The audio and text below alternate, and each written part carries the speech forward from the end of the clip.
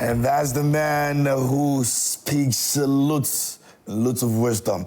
Abdul Momin Muslim is the man you saw over there, known professionally as Chief Momin, and he's a Ghanaian poet, playwright, and creative entrepreneur.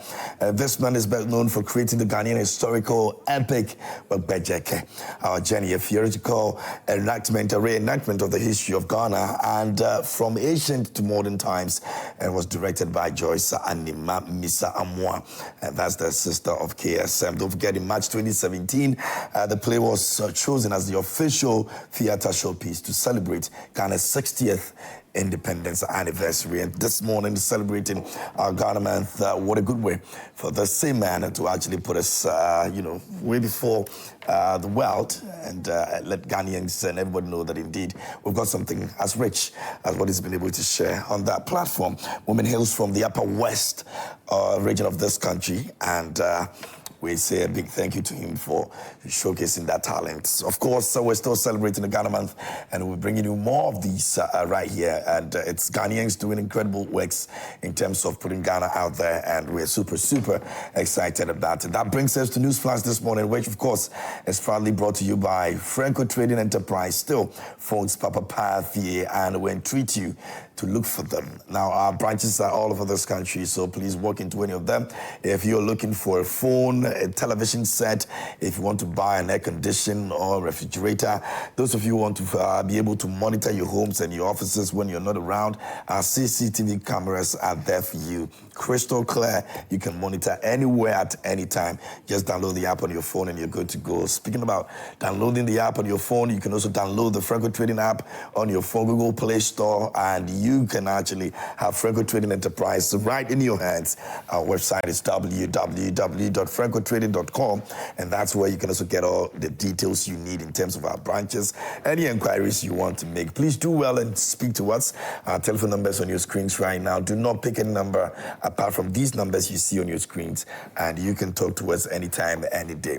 Franco Trading Enterprise says still folks, Papa Pathie, and we're delighted to have them here on the show, and we're grateful to them for always making sure that we have this conversation here on Prime Morning. And we're getting into our issues this morning. I'll be looking at the front pages of the newspapers, and then we'll look at our substantive issue. Ken Ofori-Atta, the former finance minister, is suing the national security operatives. We'll be looking at that conversation this morning. Also, we've got some amount of money that has been allocated to the District Assembly Common Fund. 7.51 billion has been actually allocated as Ghana citizens, and we're looking at it. Will this help in any way? We'll be having that conversation that you can also join. So do well to send your messages and let us know what you think. Our WhatsApp line is active. We're streaming live on Facebook, so you can also join us over there as well. Now, let me just, my guests are seated, so let me say good morning to them, and then I'll run through the newspapers quickly, and then we can get into our major conversation. This morning, I've been joined in the studio by Osae Griffiths. He's a former director, National Identification Authority, and he's joined us this morning. He's always here on the Thursday morning, so it's good to see him here again. How are you doing, sir? Doing very well. Great. You had a good rest? Yes, very, very good rest. Okay. After the budget, I'm sure. Yes. The NDC will be sleeping well. I'm not sure about the NPP. Yeah, well, and you can tell the budget was... And I saw a caption of one of the MPs fast asleep, and they had written, there was an inscription below saying, Obesori no akase budget in you know, that was so funny. I know. But I think the budget was good. I mean, a lot of people on both sides of the aisle agree that, it was a good one. It was a good one. Yeah. Okay. I'm not sure about Honorable Charles. Maybe I should find out from him. Honorable, good morning. How are you? Good morning. I'm good. Great. You rested well? Not that well. For the past week, we've been busy with, of course, the presentation of the budget by the finance minister. And then, our committees have been formed, and then the speaker is directed that the committees start work ASAP. So we've started work, and then so far, I think it's been good. Okay. All right, great. Honorable, as the the former Deputy Foreign Affairs Minister and also the MP for Abirim, good to see you and thanks a lot for the time. Okay, I'm grateful. And also we have a lawyer here with us, Lawyer Kwame Jantua. It's a senior member of CPP. I don't know whether he's defecting to any of the other parties yet, but they want him badly. He has decided not to go, and that's the problem we have. Good morning. Why is everybody asking me that question? Yeah, they ask all the time. Why do I have to defect to another party? Well, maybe you serve better. No. Are we not all building Ghana? Absolutely. Do I not have the opportunity to talk about issues? Yes, but the direct impact... Does it mean that you have to be in a particular party to be able to talk about issues? It looks as though that's what it's... No, but it's wrong. We are building a nation called Ghana, irrespective of party. Look, I went to the political party initiative last week, which was opened by the president of Sao Tome and Principe, and the vice. Bernard Avler was hosting, and he came to talk about political parties. Political parties were there. When he got to the CPP, you know what he said? Oh, Mr. Jantua is here. But are you still with the CPP? In the midst of everybody. You're not too sure where. The fact that when you speak, it supports a president doesn't mean you're part of the party. If the president does something that is untoward, we will talk about it. If he does right, we will praise him. It's simple. Okay, then maybe we'll think about it. So the question is unanswered. What is the question? Are you still with the CPP? That was the question, what right? What did I say? He said he's still with I'm still the CPP. Okay, that's fine. Yes. I'm still the CPP. If the president does something good, he'll comment about it. If it's something bad, he'll comment about it. Let me say something, and I've said it here before. I'm genetically CPP. Nothing can change. You understand that? I was born, before I even came out, I was CPP. So we'll make you the... mine is to be able... Mine is to be able to bring the Nkrumah's splinter groups together. That is my responsibility. It is not an easy task. I will assure you, it's not easy.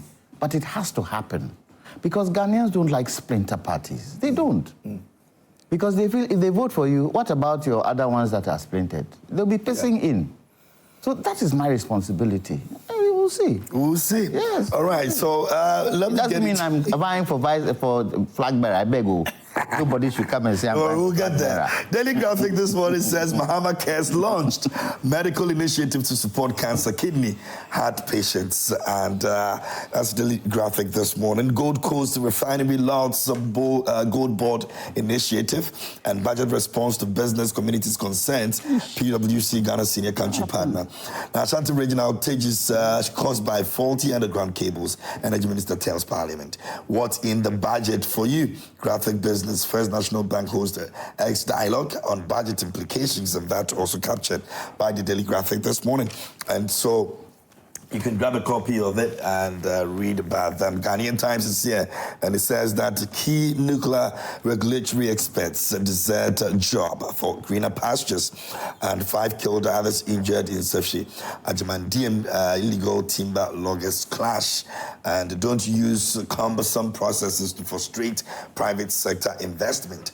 And away from that, President Mahama backs the 30-day ceasefire in Russia-Ukraine war. That's some international diplomacy conversations over there, reported by the Ghanaian Times. And Ramadan causes fruit, vegetable price hikes in Upper West, and 52,547 young women trained in a Greek value chain. That's the Ghanaian Times this morning. We'll move on to the Supreme newspaper, and it says Baba Sam's lawyer, Kwesi Fain, in trouble over repeated murder allegations and no unnecessary appointment Mahama on deputy ministerial selections. Coming up, NDC caucus at GACL angry as rude NPP MD stays on, and LG revamps older smart TVs with wearables upgrade. Ofori-Atta sues police officers over alleged raid on his residence, and it's one of the issues we're talking about this morning, the implications of that. Now, away from that, the New Republic is here, And it says, Amin U-turn caught in gamble tax dodge, and NCC boss busted in U.S. visa scandal. 2025 budget statement, mediocre minority hypnotized. That's the New Republic this morning. All right, so that's some of the front pages of the newspapers that we have this morning. Pretty much that's going to be all for today. Now, let's get into the major issues, but we're entreating you to send your messages. Let us know what you think. We're still staying a bit on the budget, and we'll be looking at District Assembly Common Fund, and also we're looking at the issue of Ofori-Atta with national security operatives. So you can send your messages. We're streaming live on Facebook. You can go there and join us over there as well. Now, and I'm tempted to start off with you, Honorable Charles.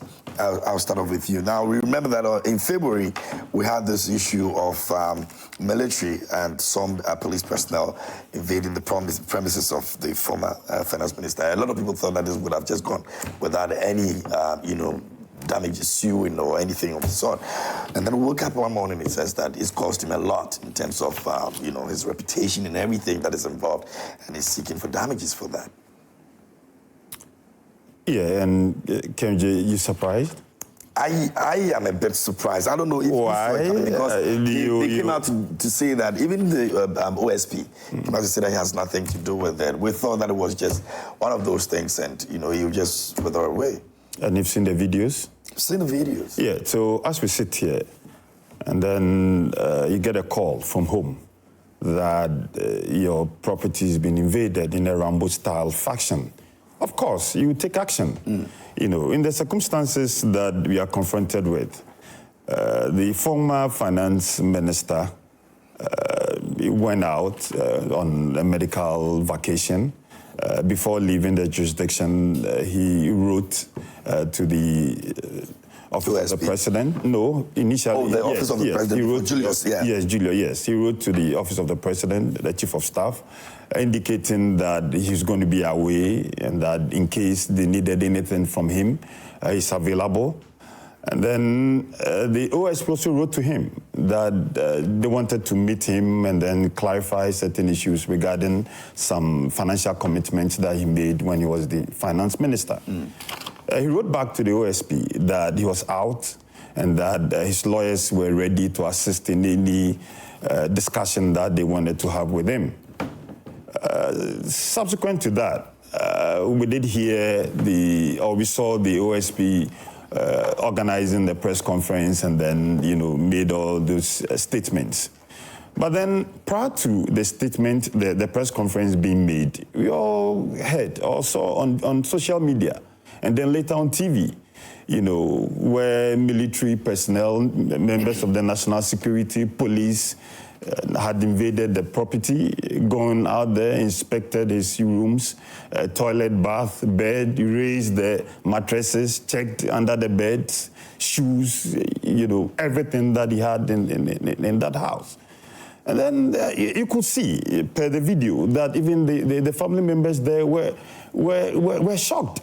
Because they were asked not to video what was happening. They were asked not to talk, not to pick any call, not to speak to anybody.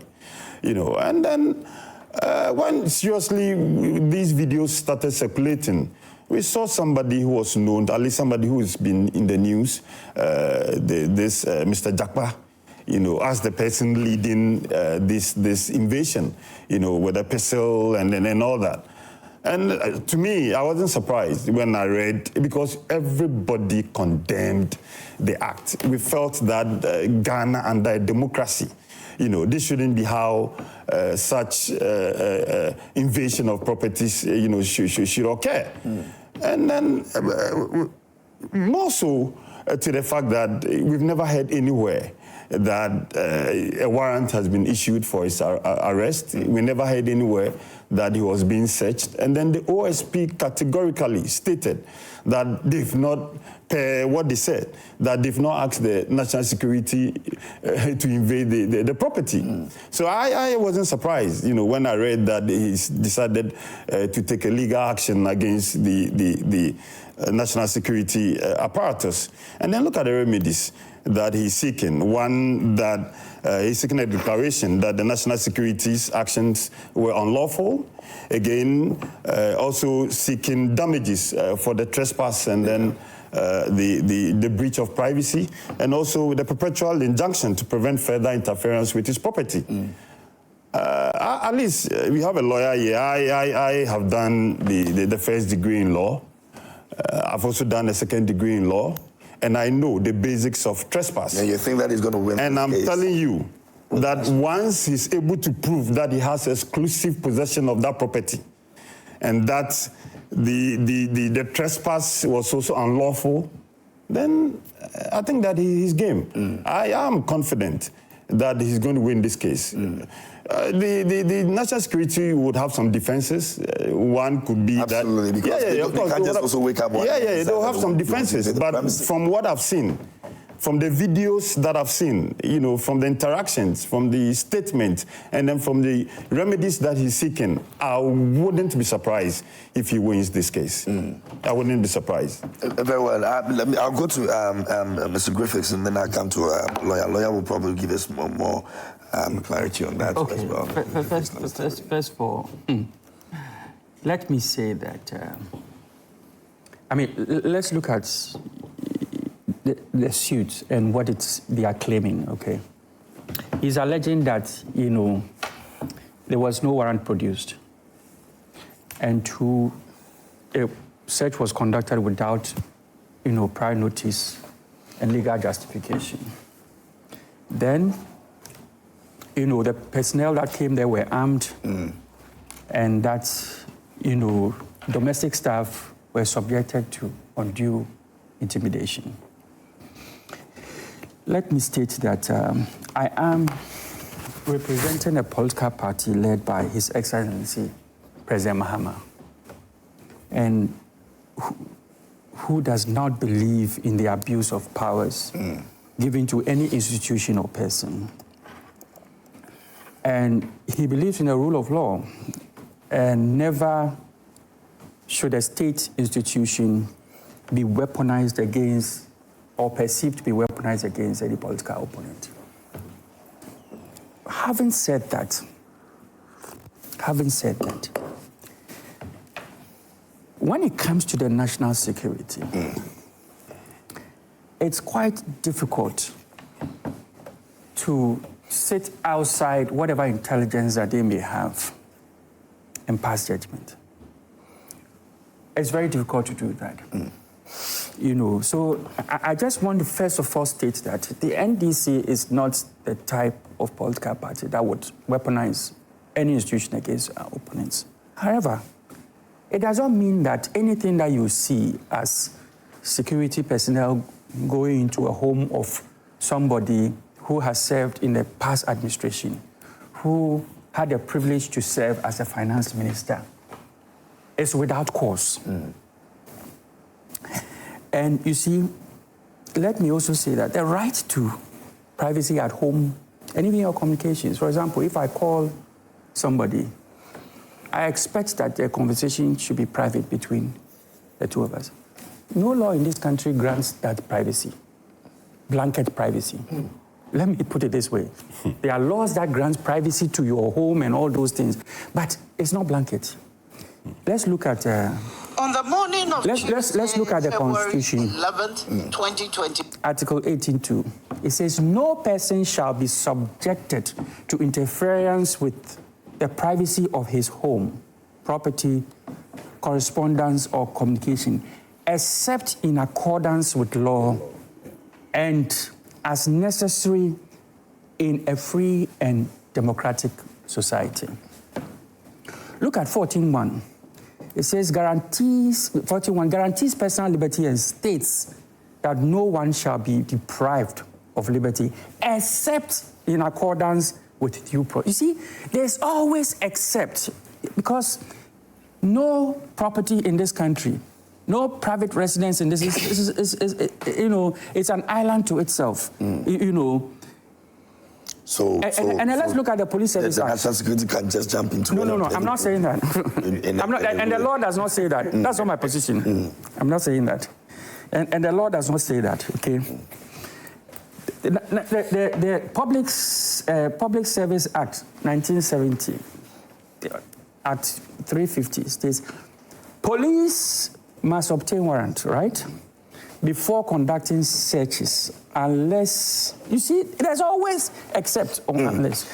So is that what is giving them the power to do what they are doing? Unless they accept. There are exceptional circumstances. Is that what is giving? If you allow me to finish. No, that's fine. You see where I'm because you've read two different things and they all come with that except or unless. Does that give anybody the authority to get into anybody's house? No, it doesn't give the authority. So in this case, but let us assume that you are conducting an investigation. Obviously, Mr. Ken Ofori-Atta is under investigation, not just by the OSP, right? And you come across some, assuming, without admitting that that was the case, you come across probably a stack of cash somewhere that is being transported. So, it has certain names attached to that, right? And if you think that obtaining a warrant, and I was going to read relevance laws that guarantees that even in certain circumstances, if you think obtaining a warrant would compromise, you know, the evidence, you can go in. Let me give you an example. That was the case for the defense minister of Germany. No, let me give you an example. When you go in and you don't find the evidence, what do you do? Oh. So you come out to let the public know? Yes. Is that what happened in this case? You are jumping the gun here. We are jumping the gun here. No, but there's an ongoing investigation. You see, there's an ongoing. I will cite several examples for you. Look, under His Excellency President John Dramani Mahama, Mohammed, National Service, his home was raided. They found stacks of cash and what have you. The guy is in jail right now. See, I'm just giving you the fact that somebody has gone. So in this case, this is unjustified. Is that what you're saying? It doesn't mean it is unjustified. That's the point I'm trying to make. It doesn't mean it is. In any case, in 2017, my brother was here when Kofi Adams' home was raided. Oh, this tit for tat. It's not. What do you mean by tit for tat? We've gone beyond that. I didn't accuse them of going there on law. We've gone beyond that. And I am not accusing them of going there. No. Did I say tit for tat? Do you in any way, if it's not the case, do you in any way condemn? Let me give you several examples. What happened in this case? Or you still stand by the fact that it was a national security operative and it was their duty to do what they did? I've worked in a security institution before.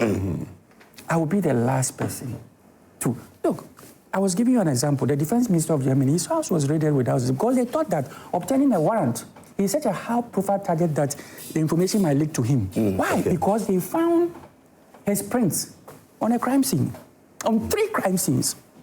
So they went in without a warrant. And then after what happened? Because I also followed that story. There was a press release. After, yes. Oh no. But you see, I also followed that story. It's still under investigation.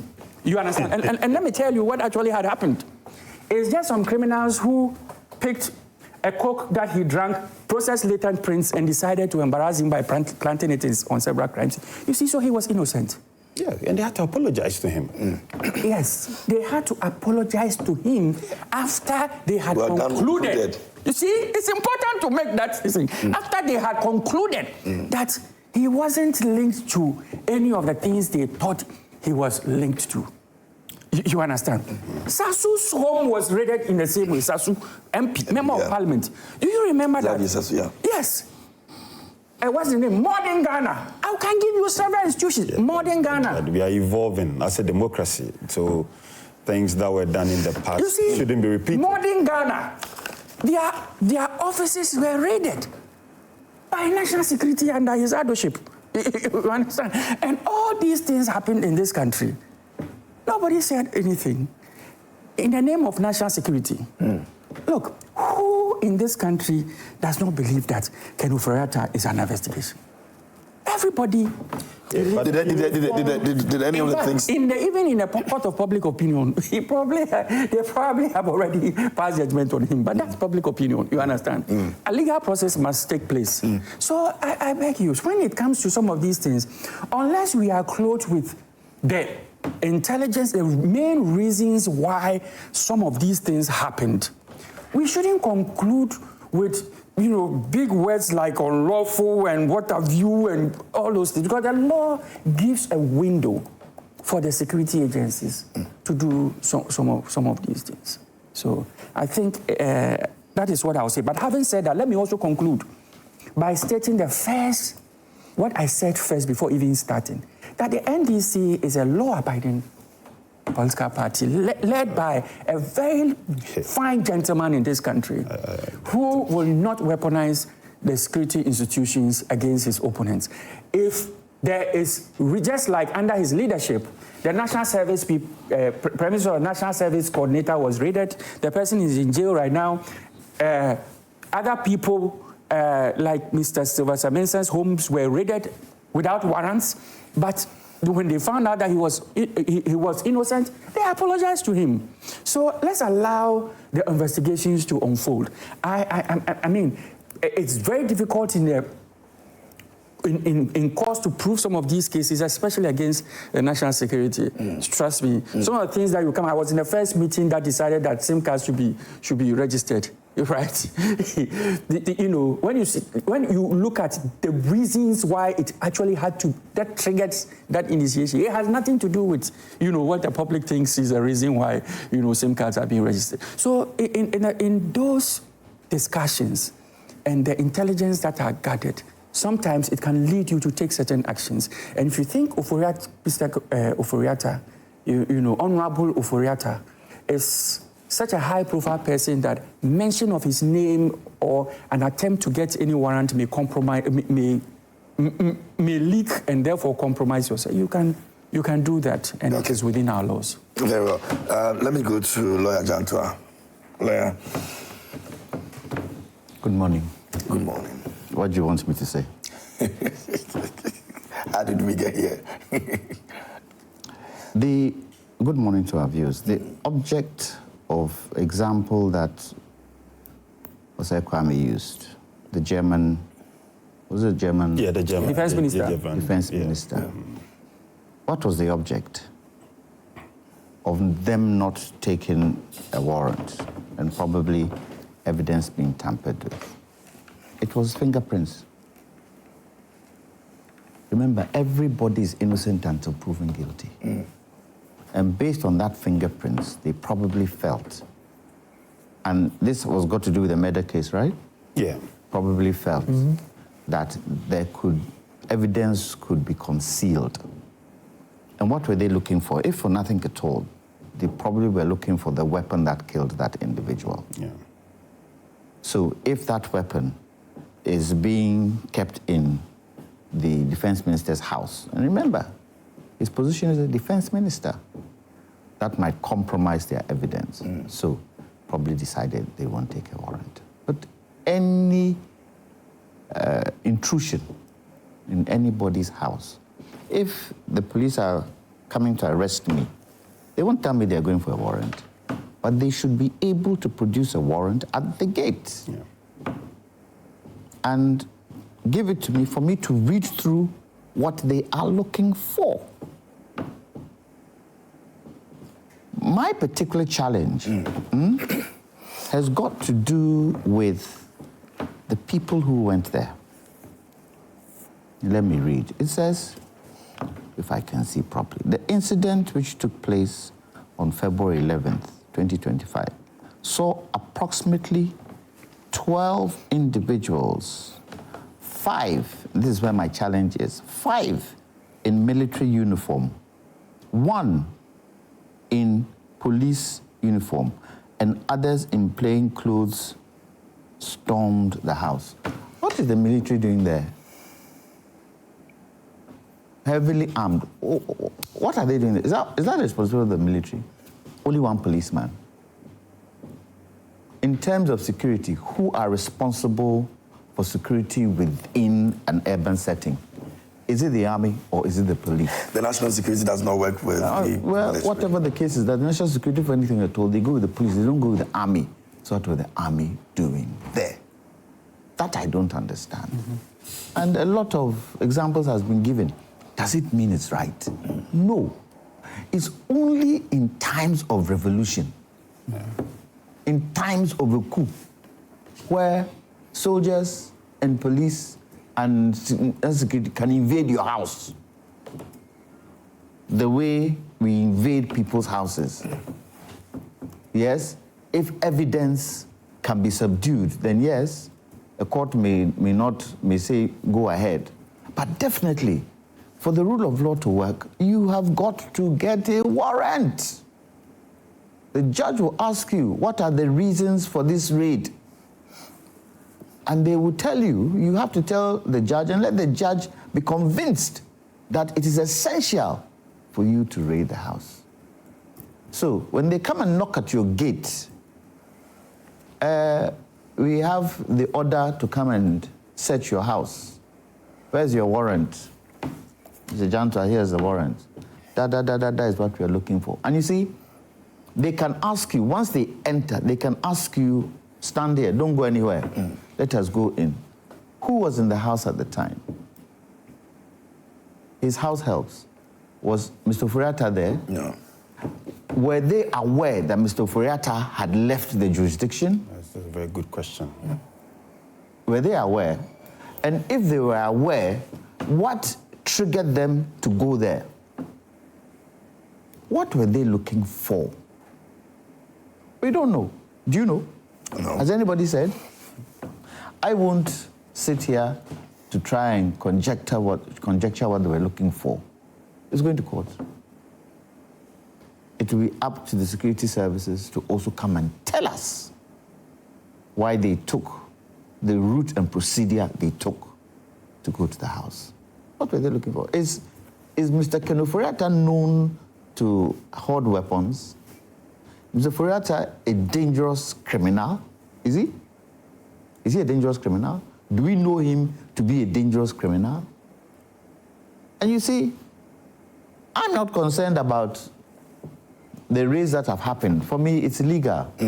But the kind of raid that happened in Ofori-Atta's house, those people who are financing Galamsey, why haven't we raided them? Are you saying we don't know? We don't know who they are? Or if we don't know are we saying we don't know who some of them are? Why haven't they raided him in this style? I mean, I will not link it to the president, because when they were going, he probably didn't know anything about it. Operatives of the national security, the person who leads the national security is the person we should ask the question. I don't think in Ken Ofori-Atta's suit, did he mention the NDC? Or it is assumed that the NDC is behind it? We should stop this kind of politics that we play. The evidence will be shown in court. And if it so happens that the evidence points to the NDC, we would know in court. If those who went to raid said it was the president who gave us the instruction to raid Ken Ofori-Atta's house, then we know that the NDC are behind it. We know the president is behind it. It was the Minister of Defense, the Minister of Interior, who gave us that order to raid, then we will know. But I don't think it is right. Honorable Charles thinks that it's an easy case for Kenny. You might just. I don't know. I don't have the evidence, so I won't be able to tell whether it's easy or it's not easy. When the evidence is put before the court, and the court sees the evidence, it's the court that will decide. With both sides making their case, it is the court that will decide that yes, you have a good case, no, you have a bad case. At this point, as I sit in this studio, I won't be able to tell whether it will be easy or whether it will be difficult. But you think it's the right decision for him to take? It is his right. It is his right. Whether it's the right decision for him to take or not, it is his right to sue. So let's see what happens. Amen. Amen. I like the lawyer in Mr. Jantua. And I think that... But you didn't like the NDC. And I think that it's made a very, very good case, you know, because these are basic things. Like I said, you know, if you're a student of law, these are basic things that you'll be taught. You know, it's a straightforward matter, you know, because I'll come to you. we live in a democracy. And then the point that, the president may not be aware. So when it got to his notice, what did he do about it? That's the thing. Let's even assume that the president may not be aware that Jakpa and then his people, you know, were planning to invade the property and all that. But after the invasion, with the circulation of the videos and then all the discussions. You expected the president to have spoken about it? At least, because this is an invasion of somebody's privacy. Honorable. Let us institution that handles that. Why would the president want to jump into this? And then the fact that we live in a democracy, like he rightly said, this is not a junta. A revolution. We are not under the revolution. This is not under military rule. We live under a democracy where the rule of law applies. So even if you think that per your suspicion, he's holding an atomic bomb in his residence, after going there and discovering that there was no atomic bomb, at least do the right thing. And then you hide under the cover that, it's not completed, the investigation is not completed, and so, well, go to the court and go and tell the court what you were seeking to find. And I'm confident that with the kind of remedies that he's seeking, I will not be surprised. I will not be surprised if he wins this case. KMJ, just a quick one. KMJ. I'll come to you. If for nothing at all, it is assumed that the president speaks with the leader of the House, doesn't he? How won't it be possible that the apology that the leader of the House gave, it could have been a conversation the president had with the leader of the House? Isn't that possible? Well, if for nothing at all, it should have come from the president. I didn't get that impression. As a member of parliament, I sat in the chamber. Listen. And then I didn't get that impression. I don't think the president's leg should be put in this. I don't see. He has nothing to do. Even if such an international embarrassment. Wait. Even if he thought he had something to say, I don't think it is his place to utter a word. If for nothing at all, we rarely hear the leader of a house talk about matters like this, especially legal cases like this. But the leader of the house apologized and said it was wrong. And quite a lot of people, when it happened, we in this studio, on that week we came, we all condemned it. So don't let us play politics with everything. I don't think the president had a hand in this, and I don't see where the president will make a press statement. I do not see it. Let the rule of law work. It's going to court, no be so? We will see what the evidence is, won't we see? And we take it from there. Okay. Simple. So, Kwame, let me take you, and then I'll get some messages from our viewers. My brother has made a fine case, not just against the raid that took place, but also against that one that took place in 2017, against Ofori-Atta's Sasu. You keep referring to. No, I just want to make that point. There's only one thing that I want to react to. Only one thing. That the armed forces involvement, the soldiers involvement. Yeah. Of course, Ghana Armed Forces defends us against external threat, aggression and what have you. That's their primary responsibility. And you note that there was one person in police uniform. Yeah. Very good. The rest were in mufti, if you like. Some of these things, they are carefully thought through and done. Sometimes, some of you young people, you think security people, we do things, they do things without this thing. Well, you have a background in security too, I'm sure. So give us a particular reason why. I'm sure. You know why they did that. But Look at the you have a background in security that doesn't justify this. Armed Forces Act 105. If you look at Section 35(1), Section 35(1) allows the armed forces to assist civil authorities if requested. Now, you see, they can be legally deployed to assist police and national security, but they cannot be deployed on their own. You said there was one police person. The only time the armed forces can be deployed on their own is when it's authorized by the National Security Council and by the Commander-in-Chief of the Ghana Armed Forces. And who is the Commander? So in this case, in this case, there was an order. In this case, there was an order for them to follow. No, that's what I'm saying.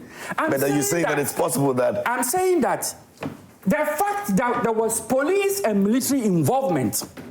There's a law that supports that the military can collaborate with, the police can collaborate with the police and take these operations.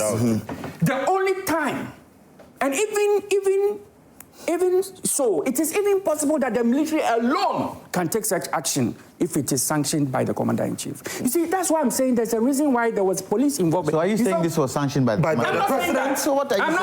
So what are you saying?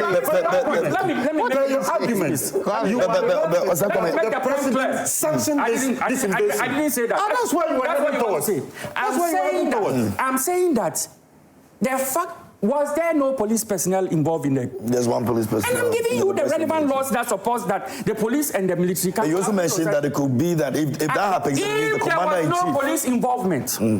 Just a minute. Then it could only have been authorized just a minute. You are muddying the whole matter. Can Ofori-Atta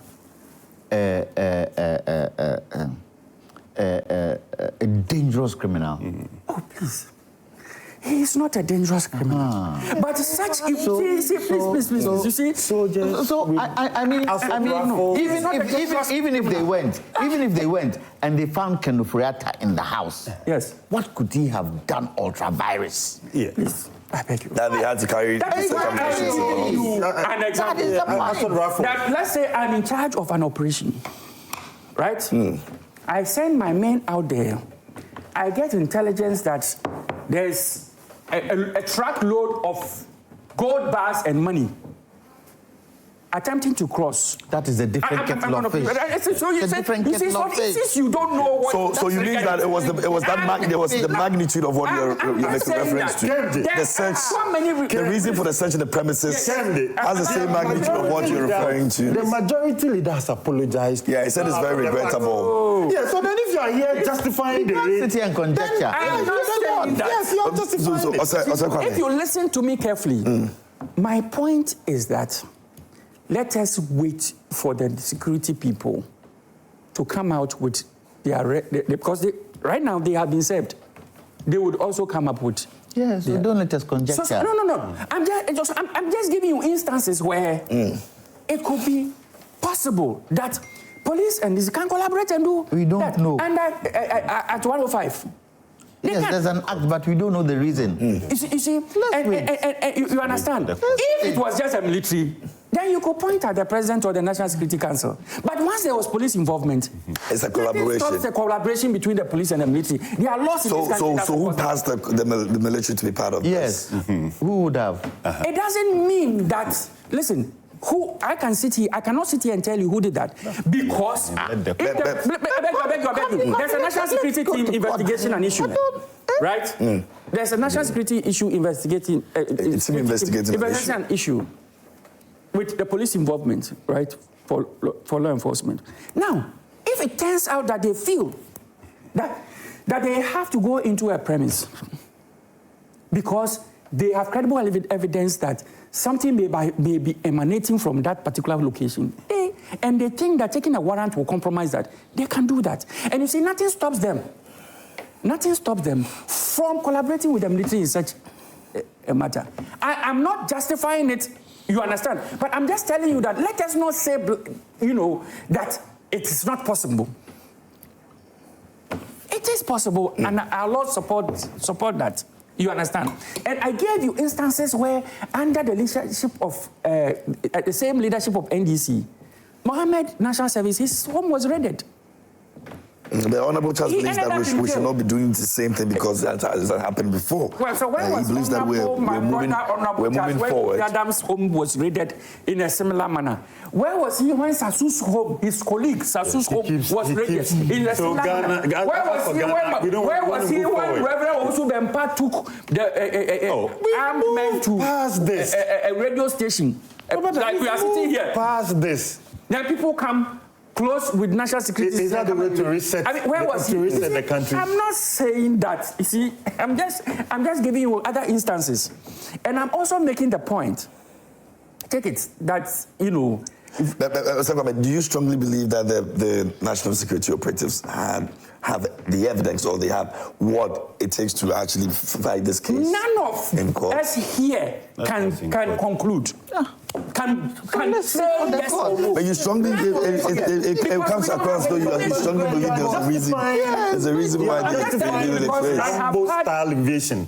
You're justifying it. Style invasion. Look at it. Look at you. Look at the way we make things look so big. Yes, because it wasn't the case. The family members were traumatized. They were traumatized. But what we've seen in the video, you think it wasn't. That's why I started. It wasn't too much. That was really scary. Anyway, let me engage our viewers a bit. This one says, good morning, Mr. Host, panelists. Please, I listened to Richard Commodore, formerly of BNI, that the security have every right to invade the house of a suspect at any time without a court warrant. Moreover, let the NPP man know that Ofori-Atta is still under investigations and no apology must be made as the investigation is still ongoing. KMJ, you and I know how disaster Mr. Ken Ofori-Atta have done to the Ghanaian economy and many other more. Is the NPP members more human than any other Ghanaian? They should give us a break and allow the NDC to fix their mess. Lawyer Jantua should know that the security have been armed while invading the house is no news, because these people also have armed security persons protecting them and their properties. UK wanted to be co-sent that one. Hey, God. Let me go to Agosti Gariba from Tamale. It says, Mr. Ofori-Atta suing Jata and his allies for trespassing his home is in the best interest of the country. Ghana is not a lawless country where anybody at all can just walk into a private home without a warrant. It's just unfortunate. Under the presidency of Mr. Mahama, people with questionable characters like Mr. Jata, who was sued for a criminal case, is now abusing the change of power under the presidency of Mr. Mahama. Ghanaians are impatiently waiting for the 24-hour economy. Mr. Mahama promised Ghanaians to start soon for the youth of Ghana to get jobs to do. My regards to Dr. Baumia. Okay, let me go to this one. Good morning. The frequent interruption of the host and other panelists is not helping our democracy. I suggest next time non-partisan panelists should not be invited. The program should have invited ordinary, well-learned citizens or other party members. This back and forth is not helping. Then we would not have comments like takes for that, unlawful, etc.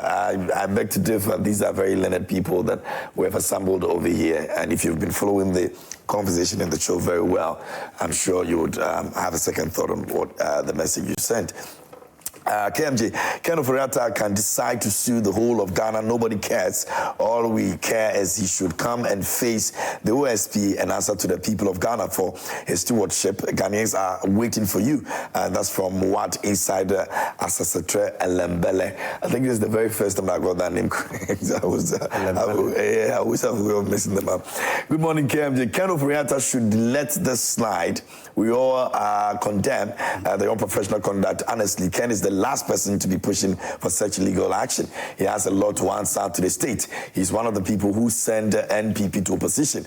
The unfortunate part is my uncle, Mr. Jantua, saying the president had nothing to do with it. The act, and goes on to say the president has no business issuing statement about the act. If I may ask, KMJ, did Akufo-Addo as president had anything to do with the activities of Galamsey? Again, who is the commander-in-chief of Ghana Armed Forces? Were military men part of the raid?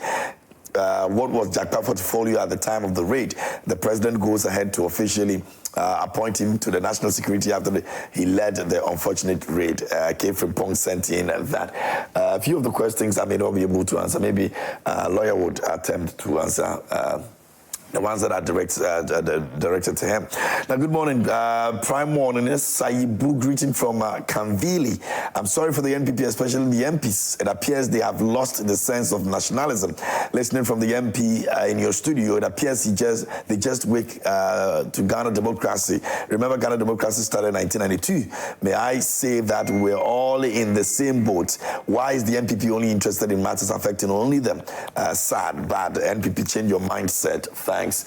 Let me go to Akisime and see what Akisime has. And he says, okay, I think it's something directed to my producers. We'll get that. Good morning, KMJ. Asemo, Ghana, because of your bad policies, senior citizens die. Nobody sue you.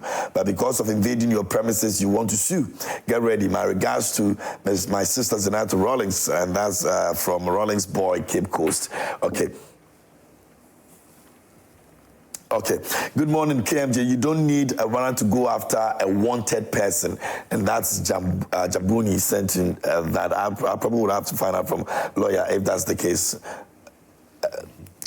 Musa Abator says that the alleged privacy violations by national security didn't start today. In fact, this began during ex-President Kufuor's tenure when the NDC lost power in 2000 and Mrs. Nadu Mills, the wife of the late President Mills, was raided in a Rambo-style operation. This violation has persisted ever since. Therefore, Ken Ofori-Atta cannot use legal acrobatics to delay the investigation and must be held accountable for his stewardship, particularly during his time as finance minister. And that's what Honorable Charles keeps saying, that must we continue because somebody started where we've got into right now. But of course, also Kwame disagrees. Now, greetings KMJ. For once, our clap for Mr. Chantua for setting the record straight. He just said for once, we must proceed and progress as a nation. Where I don't agree with him is where he said Mahama wouldn't be aware of the raid, because if it were to be Akufo-Addo, he would say the opposite. Nana in Agunas Radio sent in that one. Oh, my honorable panelists are not allowing the security man to educate us. Oh, no. So many interjections. A lawyer is also making sense. Good morning, KMJ. Letitia, are you on bill inside the tema? No, we give ourselves Kwame a lot of time to explain. We should take it easy. The current privacy violation by national security under the NDC administration have become unacceptable. I hold the current president accountable for failing to address these incidents. Are we not bound up by the rule of law in this country? We must ensure fairness for all Ghanaians. Regards to Honorable Protosia. All right, let me go on this one over here. KMJ, Mr. Jakpa is free of any criminal charges by the criminal-minded former AG and Minister for Justice. So I'm expecting you to correct your viewers' comments. Okay, UKTBA sent in that one. Okay, thanks for the reminder. KMJ, let this NDC man give us a break. What is he doing? Justifying the military raid on Ken Ofori-Atta's house. There is a national security threat by way of Galamsey. What is the military doing about it? Less than 3 million foreigners and Ghanaians have virtually destroyed almost all our rivers and water bodies. What has the military done about it? Hardcore criminals and armed in deadly weapons and are destroying our natural resources with impunity. When they look the other way, for 8 years they have treated these criminals with kid gloves. These are the real criminals. I shudder to think of what would happen if this country is attacked by external enemies. We pray we don't get there. Good morning to you. For the 24-hour economic strategy plan to work effectively in Ghana, significant focus must be placed on the infrastructure, improvement, regulatory reforms, access to finance, workforce development, and public engagement. By implementing these measures, the current political administration can foster an environment conducive to economic growth and entrepreneurship, ultimately enhancing the overall prosperity of the nation. Aaron Babakoko Komisa sent in that. I'll do the last one and then we'll move back to studio. Good morning, KMJ, your panelists. I think we should first, before being political party members, Mr. Griffiths is struggling with his presentation on the former finance minister suing the national security. The NDC is starting on a good note, but let's call a spade a spade. What the national security did is unheard of, especially with Mr. Jakpa being involved in the raid. Since when did he join the national security? With these attitudes, KMJ, will Ghana really soar higher? Papako from Ajumako in the central region.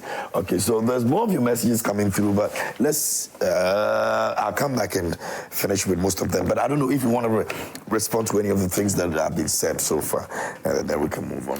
Lawyer. Ofori-Atta's plan is to use this to sway the depth of challenge he's going to face. It won't work. In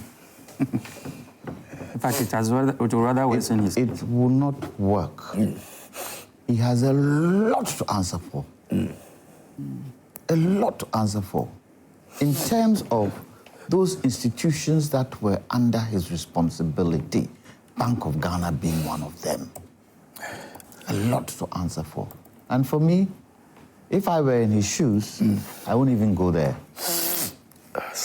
I won't go there.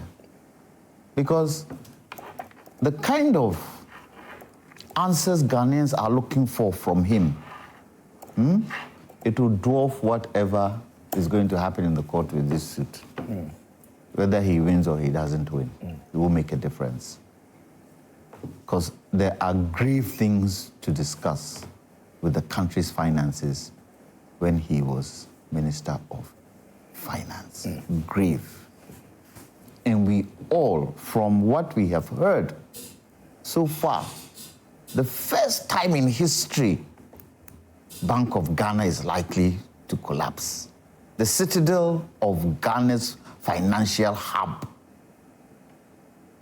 A lot of questions to be asked. Okay. So if I were him, I will wait. I'm not saying that he doesn't have the right to do what he's doing. You already mentioned that. However, what Ghanaians are interested in is how did our finances get here? Because some of the monies that are being bandied around, especially during the presentation of the budget, it boggles one's imagination and goes to show this country, we have money. This country, we have money. It is how we manage the finances we have. That is where the challenge is. Okay. So let's see. We'll get into, I'll be asking of your general comment on the tax, and then we'll narrow it down to the allocation of the district assembly common fund. But maybe we'll wrap on this very one, the chemical issue. So I'll conclude by saying that, like the lawyer rightly postulated earlier, that we are all presumed innocent until proven guilty. Absolutely. Yeah, so once they are, like he's rightly saying, there are a lot of questions to answer. He's indicated that he's ready to come. I think he's given some period. I think he did say within May. Yeah. Yeah, that he's going to make himself available to answer all the questions that are boggling the minds of, the current powers that be. So we don't want to judge him, in the court of public opinion. This is a law-abiding country. This is a proper democracy, well-functioning. Yeah, so he has his own rights. He's trying to clear his name. He's going to come back and then answer all the questions. Okay. Just a quick one. Someone made a comment that I said President Mahama could not be part and parcel of it, and that if it were President Akufo-Addo, I would jump like a jack in the box and talk about it. President Akufo-Addo was in power for 80 years, continuous. President Mahama has been in power for how long? A few, 2 months, a little over 2 months. Can you compare the two? Absolutely not. President Akufo-Addo, 2016, 2017, 2018, come 2019. How many times did anyone hear me say negative things about him? It was when he started making promises that he couldn't keep. Promises he made to Ghanaians that he couldn't keep and was dancing around them, that one had to comment. And I'll tell you for free, if it so happens that President Mahama down the road cannot keep his promises, we will talk about it. He is a servant to us, the people of Ghana. He's a servant to us. And he himself has said, abide butechino, and one yedi boba. And so he's ready to explain himself from what I see if things go untoward. Because when you hear President Mahama talking, he talks in such a way that the people he's put in place understand. Today, I'm not sure whether it's today, yes, today, He's meeting all SOEs, isn't he? And he's going to lay down the gauntlet for them because the losses seem to be increasing. If a president sits down and doesn't do these types of things, will I not talk about it? Should I not talk about it? I should. But so far, since he started, all the things he promised he said he would do, he has done. True or false? Yeah, that's true. So, what is it? If he steps out of line, we have the right to talk about it. It's simple. Very well. So we'll move on to the next topic that we'll be looking at. We're looking at the budget that was read at the floor of Parliament. And I want us to narrow it down to the taxes. I'll start with you. The taxes that have been scrapped. Now, these are the taxes that they promised that they're going to take them off, even though with a bit of technicalities in terms of COVID-19 and how we can get rid of them, that particular tax. But in a nutshell, you think that they've done what they said they would do for the people. Now, getting in revenue to be able to take care of these taxes is just another conversation that a lot of people are having. What do you make of it?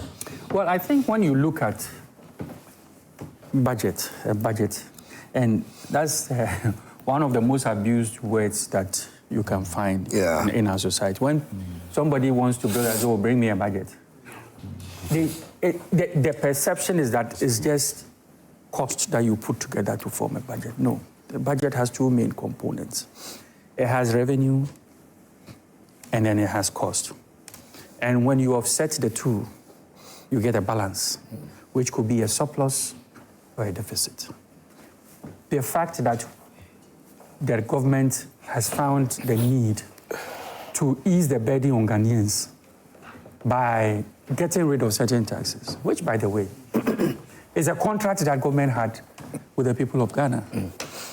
These are the same issues that were presented to the people of this country. And we saw the endorsement of those policies through the ballot box. So I think it is in order that what was presented to the people to earn their endorsement should be what we are doing. And I have heard concerns that, and especially by your network, coming up with a figure and saying, this is what it means. This is the amount of money that we are not going to have. Exactly. Because we don't have these taxes anymore. That is why I started the way I started, that it's not just about raising revenue. Some of these taxes, they don't really, some of them are not helpful. You know, the fact that you can't tax your way into development. You can't do that. Because when you slap these taxes that cuts across, you make the cost of borrowing and all those things expensive. Somebody is paying for it, right? And that person must offset it against something. So it makes cost of borrowing and all that, cost of capital and everything, very expensive in the country. So I think it is in order that, you know, government has gone ahead and implemented some of these promises. In any case, I also want to state that, you know, these are things that we all agreed with. My brother here, his flag bearer, said he was going to scrap COVID levy and the e-levy and the betting tax, right? You know, he said the same thing. I believe that he must have seen that, you know, the tax regime which had been implemented by the administration which he was part of probably wasn't helpful. And therefore, he thought that he would get rid of it. That's Bawumia against Bawumia. But here's the issue. So I think that it is important to make that point very firmly, that when we are cutting costs, it is also helping the budgets. It's not just always trying to raise revenue. You see, when your cost is less, you need less revenue than you would have if the cost is, you know, you just spend anyhow. And I commend the government so far when it comes to the size of its government and what it means to the national purse. the unprecedented cutting of costs, even in our celebration of our independence, where, just last year we spent 15 million cedis, but we spent 1.5 million, which is 10%, exactly 10% of what we spent last year. So we've cut 90% of that cost. So you see, this is a government that really wants to help. And I urge all Ghanaians to rally behind this government. I urge my brothers here from the other side of the aisle, to give all the support that they can. Where they see that things are not going, they should criticize, of course, because that's what democracy is all about. Okay. But in this case, I would say kudos to the government for following through on his contract with the people of Ghana. Honorable, we're looking at about 7-point-something billion that we'll be losing by scrapping all these taxes. Are we supposed to be worried as a country? Yeah, KMJ, I'm in total agreement with you that once you scrape about 7 billion, you need to find ways of plugging in that big hole. And that has been the worry. Yeah, that's been the worry. If you look at the presentation, the budget presentation that was done by the finance minister on behalf of the president, there are some certain things that I think that they did well, NDC did well. One has to do with NHIS.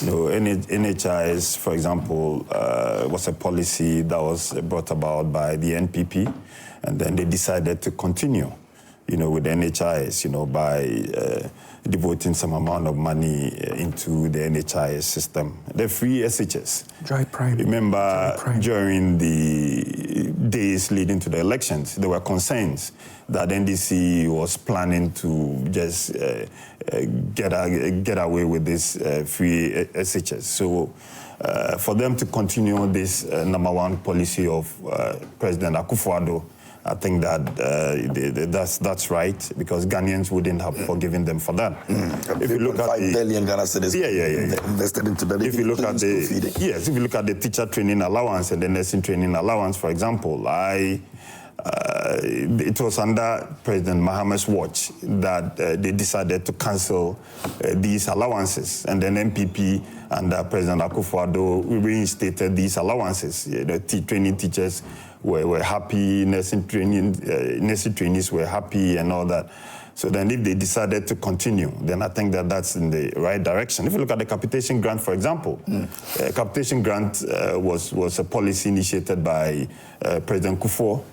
So if they decide to continue with the capitation grant, so be it. If you look at the school feeding, there's also, a policy that was initiated by President Kufuor. So these policies, these key policies, were babies of the NPP, President Kufuor, President Akufo-Addo, and then if they need be, because they become so popular, within the Ghana, and then because they are improving lives, and then they want to continue, I think that's good. But then I have a few concerns. One has to do with the freeze on employment. This is a copy of the budget. If you look at page 84, there's a freeze on the recruitment into the public service. And then that's a big concern, because if you look at it, what they are saying on that page is that apart from retired teachers, they will not be recruiting any retired officer of the public service. And I've found it mind-boggling, especially within the health service, because we have, if you look at the doctor-patient ratio in Ghana, it's hovering around 1 to about 7,000. Meanwhile, WHO says that for a country such as Ghana, the patient to the doctor ratio should be about 1 to 1,000. And then we also know that a doctor by the age of 61 is still, agile, still able, to perform his duties. So if a doctor should go on retirement at the age of 60 years, and you say that this new policy that you are bringing up, you are not going to re-engage the services of this doctor, then what is happening? Because if you go to the northeast, for example, the doctor-to-patient ratio is about 1 to 54,000 as we speak today. So all doctors from 61 years or 60 years plus 1 day and then beyond will not be re-engaged. And that's going to affect the healthcare delivery of this country. Again, if you look at the allocation of funds to the Office of Government Machinery, for example, this is where the Office of the President falls under. It's worrying that they claim that they are practicing a lean government, yet the monies allocated to this office is huge. Even quite bigger than what was allocated under their so-called elephant government under the New Patriotic Party, under the NPP. So we are, I think last week, one of my colleagues in Parliament did make the case that they are hiding under this, let's have a lean government by recruiting more people and then putting them at the office of the president. So for every ministry that we have, did the same. For every KMJ, for every KMJ, I'll lose my line of thought. But is that not the case? Honorable, is that not the case? I don't want to lose my line of thought. Okay. For every ministry that they've created, they've appointed somebody as a director at the office of the president. That's how come the monies allocated to that office is now bloated as compared to what we have under President Akufo-Addo. Again, I didn't hear anything about Agenda 111. Are they going to continue with the projects that they've started? They claim that their health... You got 2 minutes for me to do this. Yeah, their health minister claimed that when he went round, he saw that most of the projects were not completed. And I'm like, if the projects are uncompleted, governance is a continuum. We started the project. Probably we've put up the structure. So buy the equipment and then put the equipment in and then get people to work. That's all we are calling for. Okay. Then on page 129 of the budget, Appendix 2A, the finance minister did say that some people have come to him since assuming office with claims that the government of Ghana owes them, and that these total amounts, having been put together, is now amounting to over 49 billion Ghana cedis. And we're like, are we reenacting the Wayome and the Sofoton scandals? Because how can a minister say that, after assuming office, somebody just came in with a claim that government of Ghana is owing me, and then you've aggregated these claims, and then you've put out this figure. Why don't you set up an audit? For people, for an audit of these claims. He said they're going to do that. No, then why do you put this claim? Because some of them, they have to. Why do you put this figure out? Because it could be that it's zero. But that's what existed. No. Should we not see the reason why that existed? Do the audit first. And then you do, if not for propaganda's sake, do the audit first and then come out with. So he coming out to do those sheer propaganda? I thought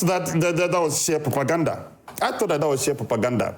And again, this budget, they told us, was anchored on the 24-hour economy. So we're expecting that they'll put out a policy on this 24-hour economy. We didn't hear anything. Rather, the finance minister told us that, now that I've presented the budget, I'll later come back, to present a policy on this 24-hour economy to Parliament. Then I'm like, so didn't you think through this before even coming out with the budget? When you were out there campaigning, telling the good people of Ghana that the 24-hour economy is going to employ people in 3 batches, people will work from 5 to 8, 8 to 1, 1 to 8. Didn't you know that you have to put this policy out and then present it to Parliament? They are now going to think about it and then represent it to Parliament. So for me, I didn't see any hope in this budget. Rather, it's going to end up with the unemployment situation the unemployment situation you have in Ghana is going to exacerbate. Because if there's going to be a freeze on unemployment, then the youth who are crying, the youth who went out in droves, in their numbers, to vote for NDC, she would expect something else. Okay. Yeah. Honorable, lawyer, let me come to you. Once we're done, we're going to have Akisima on the other side. He's an assembly member. We're going to talk to him briefly, and then we'll come back to pass comment on that. That's the District Assembly Common Fund. What is Honorable telling us? One leg, he's saying, yes, they are following continuity, which is nationalistic. The next minute he's saying is propaganda. Is he not playing propaganda? I think that there's something called perpetual succession. You take liabilities and assets when you're coming as a new government. And when you look at some of the things they've outlined there, they are good. It's a good budget. Nobody can say it's not a good budget. It has got to do with its implementation. Good budget, but implementation. There's one bit I am not in agreement with the Minister of Finance, and that bit is the Bank of Ghana. With the kind of debt that the Bank of Ghana is under, he said 70 billion, is it? Yeah, they need them to. The kind of debt, I do not think it is right for the finance minister to indicate that they should decide what they want to do. The Bank of Ghana, as I said earlier on, is the citadel of our finance house. Around the world, everybody knows Bank of Ghana. Remember, the monies that were spent is taxpayers' money. So I expect that the finance minister, the president, Bank of Ghana officials, and interested stakeholders in government will sit round the table and decide what they have to do, and not leave it to the Bank of Ghana alone to decide. That edifice that has been built there, in future, anybody who comes into Ghana and sees it would have confidence. Say, hey, Ghana Bank is But it came with a lot of cost. It came with a lot of cost. It's the reason we're experiencing what we're experiencing Whatever now. the case is, the cost has already been spent. Those who are responsible for mismanaging it, those are the ones we've got to take, we should question them.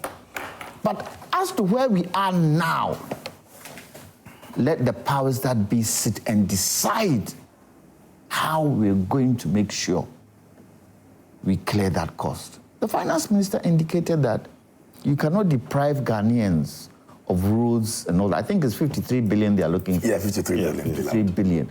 You cannot, deprive Ghanaians. But if that bank collapses, it doesn't affect all of us.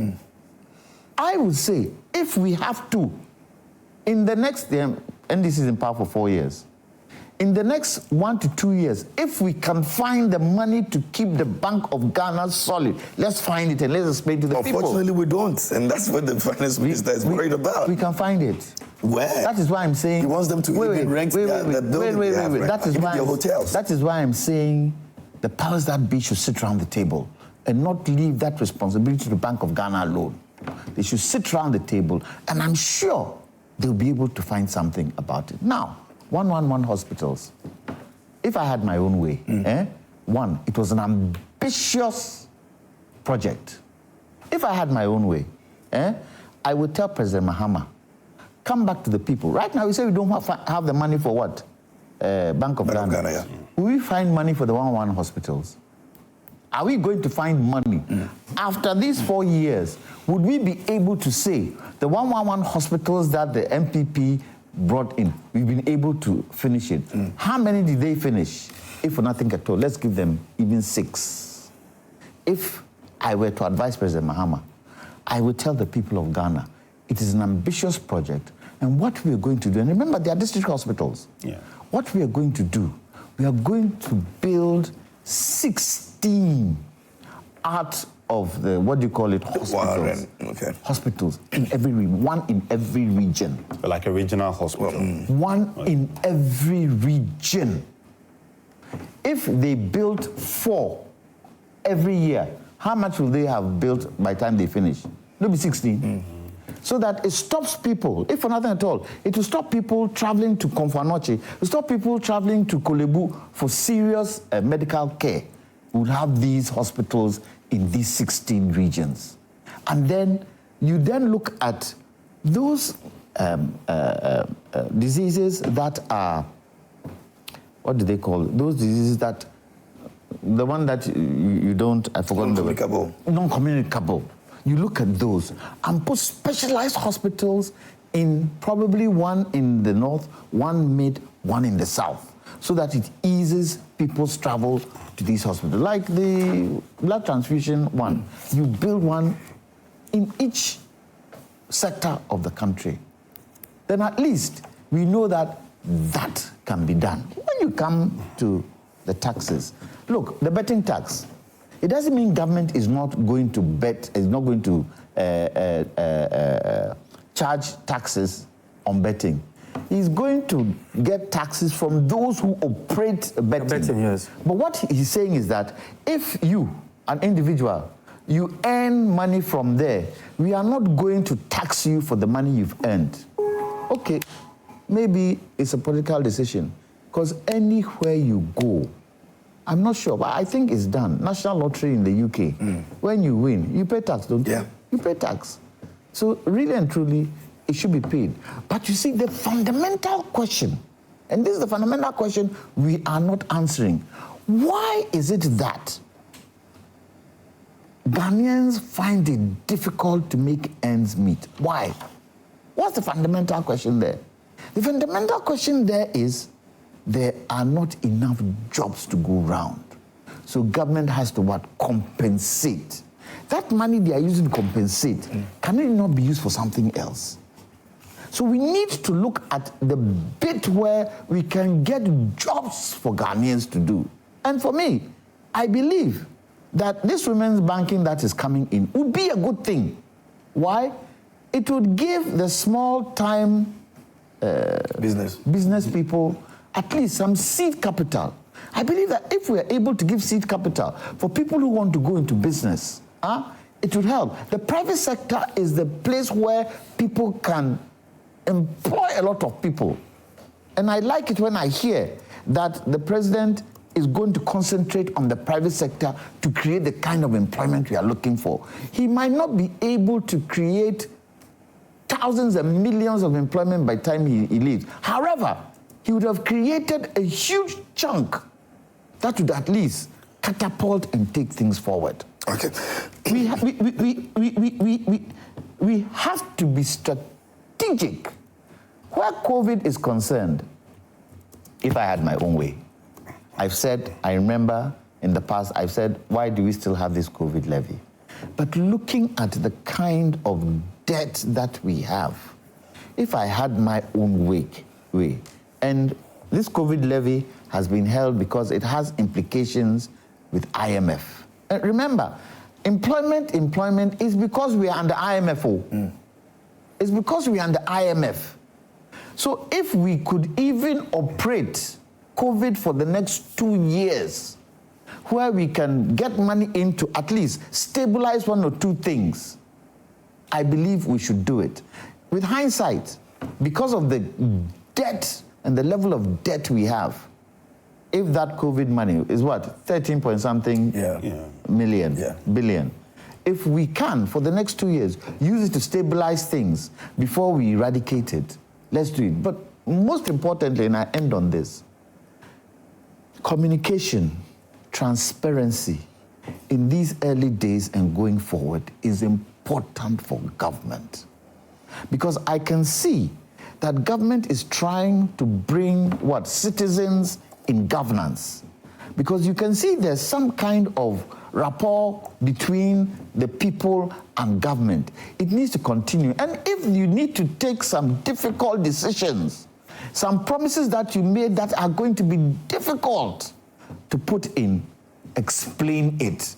And that explanation you give should be a true explanation of the situation. Ghanaians, when you look at Ghanaians, we are easy people. Ghanaians, we understand and forgive. It's when you try to take us for granted, when you try to be arrogant, when you try to feel that because you've been put in a position, that is what ruffles their feathers.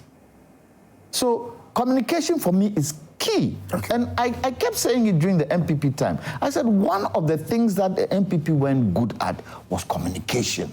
Look, when you take the Planting for Food and Jobs document, fantastic document. I read it from page 1 to the last page. Fantastic document.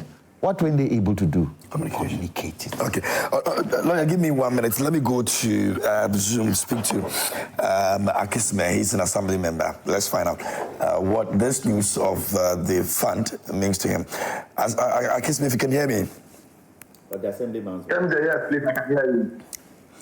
Good. How long have you been occupying this position of an assemblyman? Please, this is my first time for assembly member. Okay, so it means that you are excited about this because it's your first time and you get to have this fund allocation. Yeah, can be. Well, what does it mean? What does it mean to you? Let me say my regards to Moses Asombre and all your panelists. They were doing a great discussion this morning. Can our president, His Excellency John Dramani Mahama, promised Ghanaians that he has come to reset Ghana. Indeed, is doing, because since assembly member, you know that whole of the years we can't get any allowances, any pay, any monthly salary. But some of assemblymen are doing a great job in our community, and I can say they are electoral area. So when I hear the news that President John Dramani Mahama, the Bishop of Ghana, said he is come to give something more to assembly members, I was very happy and very good. Happy to hear that, because it motivates some of the assembly members to do our work easy and faster and good. So only those who don't have Ghana as their heart will say this is not good news. So for me, Honorable Ebenezer Japan, popular known as Akisme, I will appreciate John Dramani Mahama. And even not I, but all assembly members are only, everyone is happy. Because as I told you already that since assemblyman came to assembly concept, there's no any allowances or any monthly salary. So it is hard for the assembly member to do our work faster. And I know that some government promised and is not delivered. John Dramani Mahama, His Excellency, will think about assembly members with how even when assembly members you get a small card and you make our work faster, even the assembly member, you're more happy. So for this one here, I think every Ghanaian will be great. I'm grateful this morning. We're looking at over 7.51 billion Ghana cedis that will be allocated to this fund. How much do you think you would be expecting to come to you, and would it be able to ease, your work, or would you be disappointed if you don't get the kind of money that you were looking for? Kande, you know that some prophets say, and if you go to the Bible, it quotes,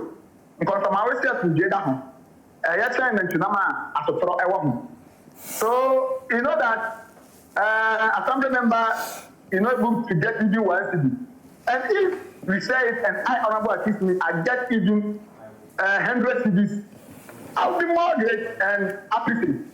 And I know that if they sell that money, I can say I'll get more than, or maybe 1,000 Ghana cedis. And it is so great. Is that enough? Is that enough to assist you execute your job as an assembly member? For me personal, it's not for me. For me personal, and I know it's not for every assembly member. So we start somewhere to end somewhere. Okay, very well. Will I say thank you to you for joining us this morning. Kisime is an assembly member in Session. Quite now, the good thing is that he's always on this platform, sharing his thought with us here on the show. And so it's good to, have him on, and we're grateful for making time for us. Now, let me get back to the studio. Just one quick reaction to. Then you may have to tie in the assembly member, right, so that we would. Okay. Yeah, tie in. Just a quick one. First of all, my brother talked about the freeze on employment within the public sector. This was one of the conditionalities. So it hasn't been today. It's been there for a while now. And we also have, that is for the IMF, as I said. Yes. We've had this right from just about the time that we decided to engage the World Bank. The IMF. But having said that, let me say that we are 34.4 million people in this country. And not to say that government workers are not important. They do so well for all of us. But from 2020, total compensation to them was... Some government workers, not all. Some government workers, not all. Some government workers. 2020, total compensation to government workers was 26.6 billion Ghana cedis. 2021, it went to 31.8 billion. 2024, which is the last one that was recorded, shot to 45.5 billion. That is the total compensation. That's 7.5% or 7.6%, if you round it, of GDP. I am surprised that the center left, rather the center right, is rather arguing that we should have more people within the public service. We all know that the economy should not revolve around the public service alone. You understand what I'm saying? If we are spending almost 8% of our total GDP just to compensate public service, then there's something wrong. Put that aside.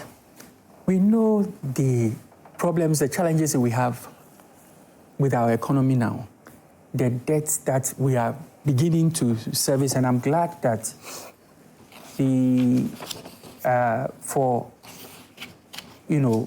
there seems to be some confidence that the public investors are having in the new administration because they are prudently paying debts and servicing debts, So I think the priority should be that we should look at how we get out of this conundrum that the previous administration has put it in the first place. That should be the focus. Agenda 111 hospitals, very important. By all means, we should continue because we don't want to throw the money away. However, it should not be the priority at the moment because if we prioritize that and the bottom of the pot falls in, everything goes down the drain, we wouldn't have an economy as a nation. I am surprised that my brother was talking about the fact that he didn't hear the finance minister talk about 24-hour economy and that he promised to come later on. Do you know that the flagship policy of the NPP had no policy document for the first term of the NPP? The free SHS, there was no policy document. Yeah, they stayed for that. So anytime... No. It's important to make that fact. There was no policy document. So the NDC also did the same. When they started, I'm just trying to commend the finance minister by saying, whereas the budget has to be read at this time, we can finish our policy document and then come and present that later on. The budget cannot wait. See, that's the point I'm trying to make. Had they put together a policy document for the free SHS, they would have realized that there wasn't enough space in the schools for them. Okay. So this traffic light and what have you would have been addressed before the policy took... So your quick comment on the District Assembly Fund, and then let's move on. Well, I think we should... we've got only 9 minutes. You see, one very good thing about this particular policy is that there was a promise made by both manifestos. You'll find that in both manifestos. I think the difference is that, and it comes with a song. You won the elections. No, that's not the only difference. The difference is that, when JM promises, he delivers. He delivers. And the NPP wouldn't have done the same if they had won? Well, do you know how many promises were in their 2020 this thing? It was 300 and something promises that were in there. Less than 80 of that was fulfilled. You see, I'm not saying, I don't want to go there, but the point I'm trying to make is that I commend His Excellency, the President of the Republic, for following through with this promise that he made. With all the hardships that we are going through, he has found it prudent that assembly members, of course, deserve to be compensated for the work they do. A lot of them, apart from being assembly member, of course, it's not their primary source of income, but spend so much time on serving the communities. And I think, kudos to the president for following through on the promise. Very well. Thank you. Honorable Charles. Yeah, KMJ. Being elected a member of parliament, of course, you would have that relationship with assembly members and that of the district assembly. About a month ago, I interacted with the assembly members and then officers of the assembly in my constituency, Brim. And then, trust me, these were some of the concerns that came up. Anytime they even attended meetings, sometimes certain allowances became difficult to be given them. So I wasn't surprised when this matter was put to rest by the finance minister.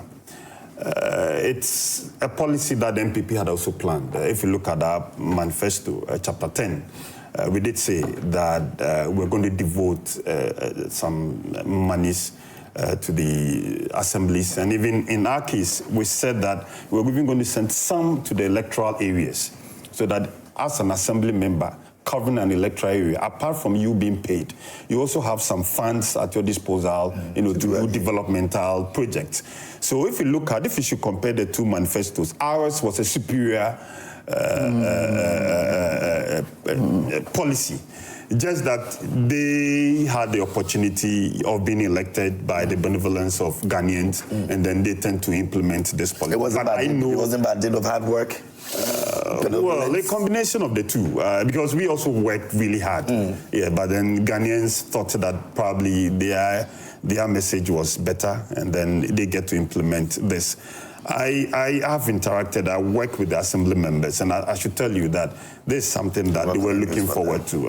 It's not easy. Being an assembly member, you have so many responsibilities.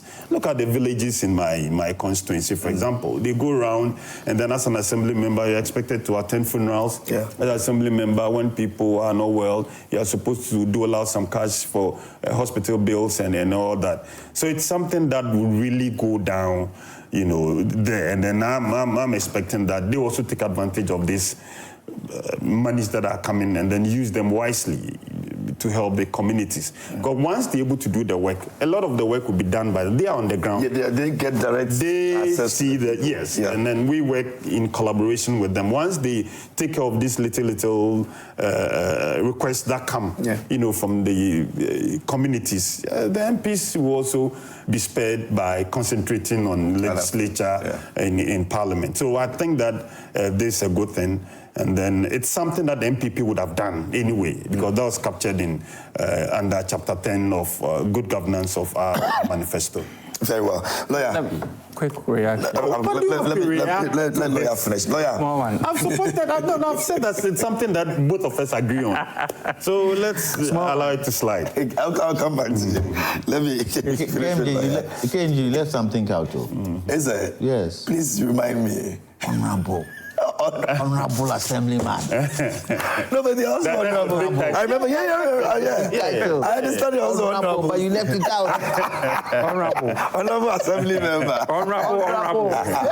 Honorable. That is where honorable works. Not in parliament. That's where honorable works. Oh, boy. But it's good. Small reaction when you finish. Well, Honorable Charles said, you take care of small things. It's never small things. little drops of water always make a mighty ocean. It's not small things. And let Honorable know, the fact that President Mahama has put this fund together to be able to give to the assemblymen doesn't mean you are free. Your responsibility still remains the way. What is that? What is that? Today my literature is failing me. Something asks for more. What is it? Oliver asks for more. Yeah. Assemblyman in ya. They'll still take from you. What I hope won't happen. Who will be responsible to disperse this money? Who? Is it Ministry of Finance or is it the local government? Well, it's a fund, it's an act, so yes, they've got administrators. So who would be responsible to disperse this money? What I hope will not happen is the politicization of it, where you will see NDC constituency assemblymen are getting paid and MPP assemblymen have to struggle to get their money. I hope that doesn't happen. This fund is there for every assemblyman. Now, I'm also not sure what the criteria is. Maybe Honorable will be able to tell me for that money. That money, is it for the pockets of the assemblyman or woman, or is it for developmental projects within the constituency? That has to be stated. The terms of reference of this fund has to be stated clearly. If a certain percentage is supposed to go as allowance for the assemblyman, fine. Let's know what the percentage is. If part of that money is supposed to be used to help development, let us know. So that in the end, there's no wuru-wuru in there. Where now we see some people have chopped some X amount of CDs because of ABCDE. From the start, let's be clear how it's going to be dispersed. Let's be clear where this money is supposed to go. Let's be clear who is supposed to get this money. But most of all, please, don't let us politicize this. It is there for every assemblyman, Honorable, to get this money. And as Honorable is saying, quite a lot of work is done by the assemblyman, assemblywoman. And they have to be, if for nothing at all, helped to do their work. Some of us come and sit on TV 5 days a week. We don't get funding, but we come because it's for the people's sake that we are here. It's not for our own personal interest, let alone the assemblyman who is in touch with what? The people down there. And they should also be able to pass on information through the chain when things don't seem to be going right there, so that the powers that be also get to know what happens. Unfortunately, local government collapsed in the last government. It collapsed. Everything was centralized. Let's start decentralizing it and let local government work. And I think this is a good stepping stone for local government to start working and working effectively. Very well. This one says, I like that part and the fact that my uncle Jantua says that NDC will be in power for 4 years. Amen. One uncle. No, it's but never true that. Let you know, I'm not talking about that. I said now, the power they have is for 4 years. If the next 4 years come and we want to vote them back in, or you never know, CPP might be ready to take over. You can't tell. I'm talking 4 years. Nobody should put words in my mouth. I said they are in for 4 years. That is their legitimate stay, 4 years. And we expect that 4 years to be a glorious 4 years. Let's work together, first of all, to build a nation, not to build a political party. Great, and it goes on and says, it is never true that freeze on employment is part of the IMF conditionalities under the NPP. It should show us that document and page, or tell us which page of the NPP budget talks about freeze on employment. Regards to Abanga Fuseni Yakubu, master planner in Kintampo, sent in that. I'm sure there are a couple of other messages that we'll be looking at If we can get those messages whilst we are at it. Kwame, you said you wanted to address something. It has to be less than 30 seconds. Well, first of all, I think that the allocation is made as compensation to this assembly. Yeah, compensation. Compensation to them. That's... So it is in the right place that it is centralized, because government workers' compensation, central government. In terms of disbursement. Yes. Well, as for disbursement to be done locally. You understand? Assembly but my expectation also is that it will be a flat rate across board, irrespective of party affiliation. Honorable said something that triggered my response. The fact that their manifesto, the policy on this was superior to that of the NDC. I have read their manifesto, by the way, and one of the things I flagged is the fact that when you say you are compensating assemblymen, it's in order. It's in order. You can do that. What I think is wrong is the NPP saying money should be given to their electoral areas, because that's what the common fund is for. It's for development. So I believe that that will be, I don't know whether it will be, more or less undermining the fact that we have a decentralized government, and therefore it takes the decision. Some decisions have to be made by the, because Ayawaso electoral area and Mamprobi electoral area may be needing two different things. If they are under one administration and the funds is given locally for development, maybe then they can plan properly. So sending money to develop their electoral areas directly from central government, I think, would frown on the face of our decentralization policy. So if that policy is what he's touting within their manifesto, then that's 10 seconds. That's not. This 10 seconds won't come. Why? It has to be under 10 seconds. That's not. Okay, Honorable, react to it quickly. KMJ, I think that the point would also have to be made that this is not the first time that some assemblies or monies have been earmarked for the payment of remuneration for assembly members. Some district assemblies do that in Greater Accra. Okay. Yesterday, I was speaking to the former MC for Lanquantanan Madina Assembly, and she did confirm. And they get the money from where? The common fund? Yeah, common fund, that they were paying their assembly members 900 Ghana cedis every month. Yeah, every month. Just that, some district assemblies are endowed. Greater land, yes. But then if you look at my district assembly, for example, and the others. So it's good that this, policy. I also like the point, in concluding, I like the point Lawyer Jantua also made, that there ought to be a uniform way of, distributing these monies, so that we don't have a situation where we say, NDC need, within the Sika Bema, or NPP need, or your campaign, let's have a structured process.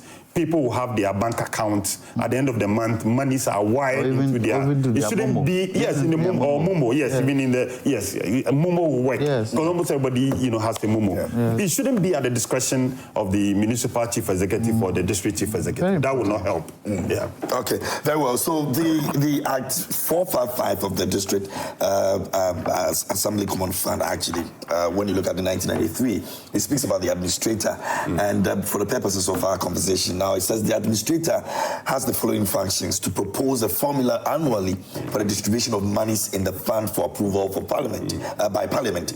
The administrator would administer and distribute monies paid into the fund among the district assemblies in accordance with the formula approved by Parliament. So that's appointed. You go through that process. What's the name of the Common Fund Administrator?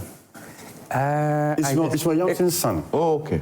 Yeah. So he's the current. The new one. So he has the removal and all of others, and then he's also going to report in writing to the minister on how allocations made from the fund to the district assemblies have been utilized by the district assemblies and to perform any other functions that are directed by the president. Which law is this year reading? Second. Which law is this year reading? So this is the Act of 1993, the Act 455. He speaks about the administrator, his functions, his removal, and all of that. So I think it's structured. Yeah, it's just that whether we follow the structure. Exactly. When partisan. You see, in Ghana, everything is implementation. Yeah. They have a fine structure that they actually use. In times past, there have been disagreements even with the common fund. Yes. An MP will be allocated a common fund. But I know the common fund is distributed by the chief executive or the municipal chief executive. If they are at loggerheads, even sometimes which actually exists. Even sometimes within the same party, the district chief executive will not be fighting the so that's why for this particular policy, we would want it done in a structured way so that people are not penalized for their political. Is there a regulator for them?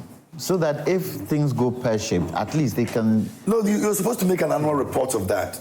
And then you have to submit that to Parliament for them to also vote to the President. So it has a very fine structure. Just that we're saying if they can bastardize it sometimes. If they can stick to it, then fine. Timothy Anabila says that good morning. Once Ken Ofori-Atta is declared wanted, security agencies have the authority to arrest him with or without a warrant, regardless of his position or connections. This is a straightforward application of the law, where no one is above justice. In Ghana, the law enforcement agencies have the power to arrest individuals who have been declared wanted, and this can be done without necessarily needing a warrant. The fact that Ken Ofori-Atta is a former finance minister or has connections to the former president does not grant him immunity from the law. KMG. That's Timothy. KMG, but what he's saying there, we all knew Ken Ofori-Atta wasn't in town. We knew. We knew what do you call it? Even the special prosecutor, the day he gave his statement, he said Ken Ofori-Atta is not there. Yeah. So if he was in town, fine, that would apply. Why the invasion? The Rambo-style invasion. I keep saying with raffles. I keep saying in the case of Kofi Adams, modern Ghana. It's a big reference. So Master Plan comes back here again. So I like that part and the part that that was that NPP will be oh yes. Okay, I think I've read this on WhatsApp for you. So that's Master Planner's comment. Don't take us back. Let me see if there are more comments. Let me go to view more comments and see. Oops. Let me come this way. Okay, so this one, okay, there seem to be a lot of others. Musa says that the alleged privacy violations by national security didn't start today. In fact, this began during ex-President Kufuor's tenure when the NDC lost power in 2000 and Mrs. Nedu Mills, the wife of the late President Mills, was raided in a Rambo-style operation. This violation has persisted ever since. Therefore, Ken Ofori-Atta cannot use legal acrobatics to delay the investigation and must be held accountable for his stewardship, particularly during his time as finance minister. Aaron says, good morning to you. For the 24-hour economy strategy plan to work effectively in Ghana, significant focus must be placed on infrastructure improvement, regulatory reforms, and access to finance, workforce development, and public engagement. By implementing these measures, the current political administration can foster an environment conducive to economic growth and entrepreneurship, ultimately enhancing the overall prosperity of the nation. Okay, Joe Beth says that, good morning, Joy Prime. I don't blame anybody but Mahama. Today can have the guts to actually go to court about a home invasion. God save Ghana. And Nana Kweku Sasu says it is both disgraceful and disheartening that the Office of the Special Prosecutor, OSP, is absolving criminals while relentlessly pursuing a patriotic leader who has devoted years to reviving a struggling economy and ensuring the subsistence of over 5 million Ghana students. Now, this blatant misdirection of justice sets a dangerous precedent, eroding the moral fabric of our society and leaving the younger generation to question the true essence of integrity and service. Greetings to Honorable Charles Asuako Owiredu. That's coming from Manakwa Kusasu, Achimfosu. He sent him this one. All right, so pretty much that'll be all for our messages this morning, and maybe our conversation this morning as well. A big thank you to my distinguished honorable members, since assembly members are. Send me that law. I'll forward it to you. I'd like to say a big thank you to all of you for coming this morning, and to all those who send their messages also. and interacted with us. We are grateful. We're looking forward to coming back again on Thursday. I wish you all the very best of the day. And so a big thank you to Franco Trading Enterprise as well. They made it possible for us to have this conversation. Please look for them. Make sure that you go into any of our branches and buy from us. Top quality is what we offer. And we're giving 40% discount to all the accessories that you buy from us. So there's more reason why you have to come purchase any of your gadgets, whether phone, fridge, you're looking at CCTV cameras, televisions, air conditionings. You can get all of that when you come to Franco Trading Enterprise. Franco Trading Enterprise says, still, phones, papa,